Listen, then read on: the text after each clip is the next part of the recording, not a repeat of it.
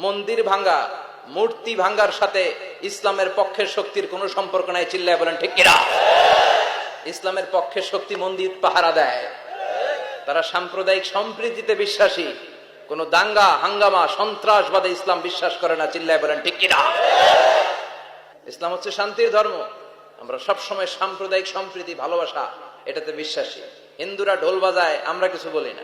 আমরা তাফসীর মাহফিল করি, ওদের যারা ভদ্র তারাও কিছু বলে না। ঠিক কিনা? এই ইসলাম বিরোধীরা এরাই হিন্দু মুসলমানদের মধ্যে যে সম্প্রীতি, এটাকে নষ্ট করতে চায়। কিছুদিন পর পর এরকম কিছু আবাল আর উল্লুক্কা পাঠার আগমন ঘটে। এক বাংলাদেশ, আমাদের দেশটা অনেক ছোট্ট কিন্তু সৌন্দর্যের লীলাভূমি। সুবহানাল্লাহ পড়ে। এমন কিছু নাই যে দেয় নাই।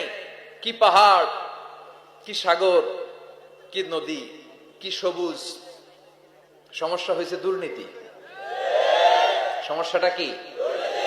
আমি 5.5 বছর ধরে